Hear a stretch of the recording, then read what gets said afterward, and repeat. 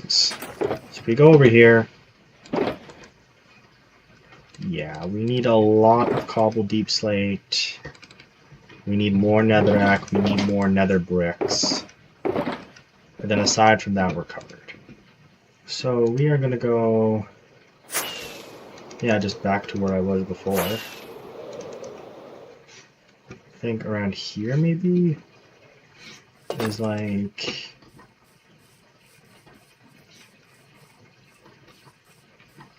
It was 852, I remember that.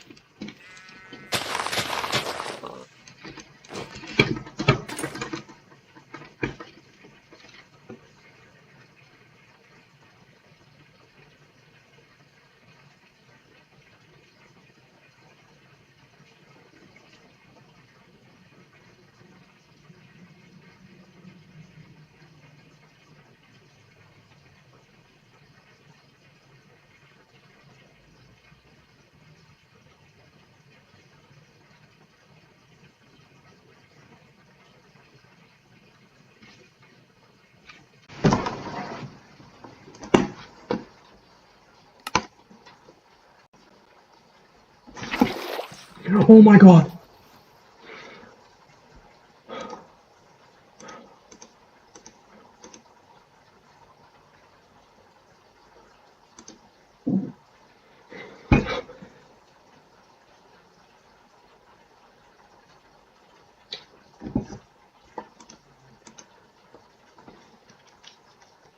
Oh my god.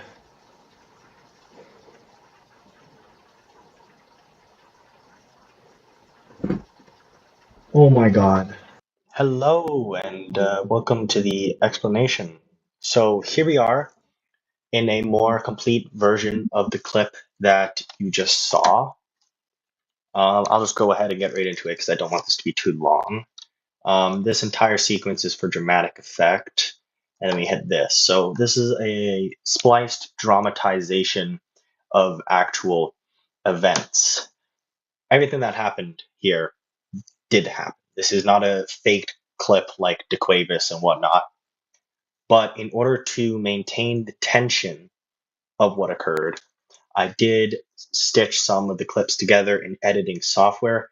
And you can see that because I literally pressed the save and quit button, but then my game unpaused instead, right? So here we go.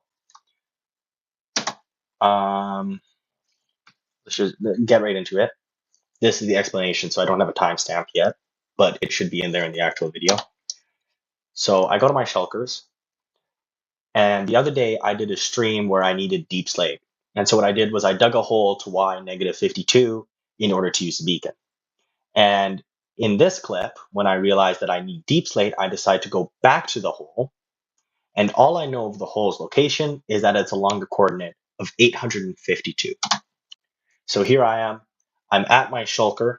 I'm realizing, damn, I'm low on deep slate. I only have 2 stacks left. And this is a giant build. I need way more than 2 stacks of deep slate, right? So I'm sitting here, and I need this deep slate. And so I hop in the sky, and I go and I try to find the hole. And like I said, all I remember of its location is that it's along the coordinate 852. So I touch down, I move around to figure out what axis I'm on, and then I realize where I need to go, and I align myself on 852.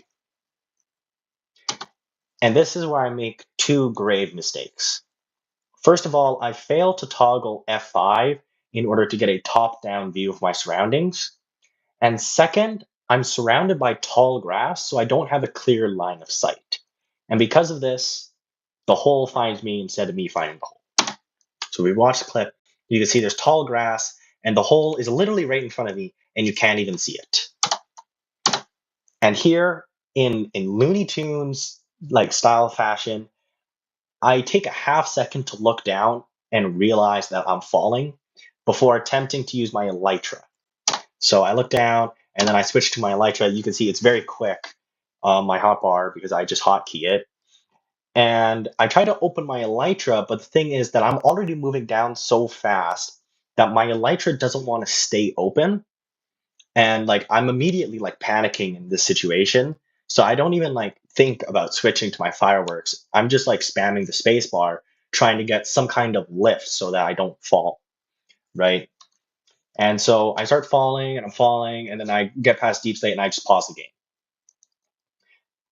And the way that I think about these kind of situations, the way that I approach this is as Doctor Strange in Avengers Endgame and Infinity War, where I imagine this scenario as having only one survivable outcome. And I need to figure it out like a puzzle. I need to figure out what that outcome is. And so I just sit here for like a solid minute thinking about how am I going to get out of this? And I've had hardcore worlds before on console, and obviously I never recorded them. I never had to upload them. And so on impulse, I'm thinking there and I'm like, okay, whatever. The first thing that I'll do is I'll just stop the recording, right? So I stopped the recording, right? That's what I did. So if I'm going to give the clip a minute to catch up here. There you go. So I stopped the recording. Now, in between this recording and the one that I just stopped, what I did was I saved and I quit the world. And the reason I do this is because I know that when I load back in, I get spawn immunity for 3 seconds. And I know for sure that I'm at least within 3 seconds of the ground, but I don't know how far away from the ground I am. So spawn immunity is technically cheating because it exploits an in-game feature. And because of this, I realized that when I load into the world, I can either just take the spawn immunity and survive, or somehow survive the fall.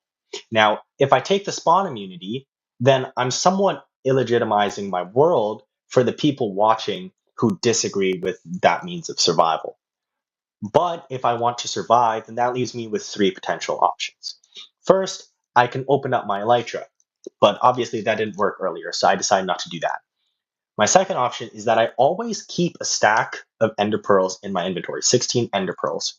But since they're not in my hotbar, I could load in, open up my inventory, and then die while searching for the ender pearls, right? So that's not really a good way to survive. So I'm left with the final option, which is the water bucket in my last slot of my hotbar. And so what I end up doing is I decide I'm going to load into the world and I'm going to try to water bucket clutch. But there's a couple things to note here that I didn't realize. First of all, is I don't know how far from the ground I am. So I could be like 20 blocks or I could be 5 blocks away from the ground, right?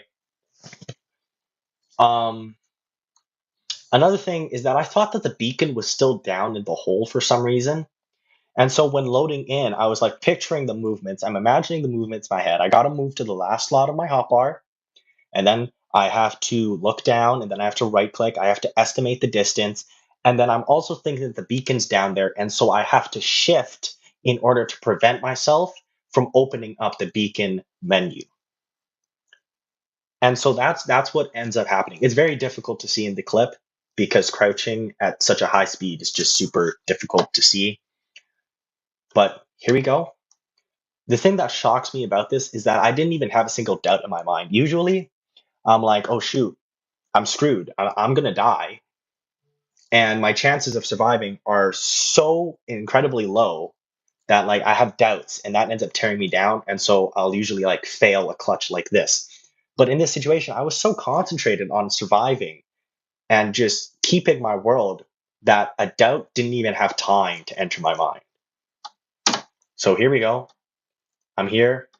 I load in, and you have to have the reaction time in this situation. And I hit it. I actually hit it. And you need, like I said, you need to have the reaction time in the situation because when you load into the world, you have to have the reaction time to register that you've loaded in. Then I need to switch to my 9th slot. Then I need to crouch. Then I also need to look down. Then I need to estimate my distance from the floor. And then I need to right click and actually hit the clutch. I have to do all of that. And after I put the clip into editing software, which is running at 60 frames per second, I realized that I only had 19 frames to do the water bucket clutch. This is about 320 milliseconds to complete all 5 actions. Move to your 9th slot, crouch, look down, estimate the distance, and hit the clutch. All 5 of those actions in 320 milliseconds. This is single-handedly like the greatest clutch of my entire life. I've never done this. And this fall is 122 blocks. So it doesn't matter if you have full protection for feather falling, you will die. And earlier today, I did a test of this. And yeah, you will die. If you eat a golden apple, you'll survive on like half a heart or a heart and a half.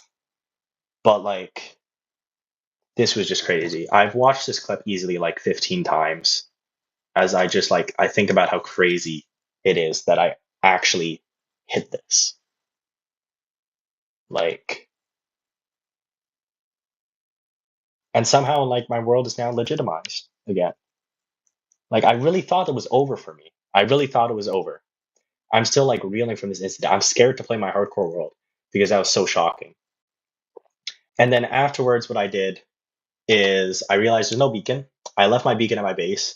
And so I got a stack of dirt and I marked every hole within like a 200 block vicinity of my base to make sure I wouldn't die because that was just simply too scary.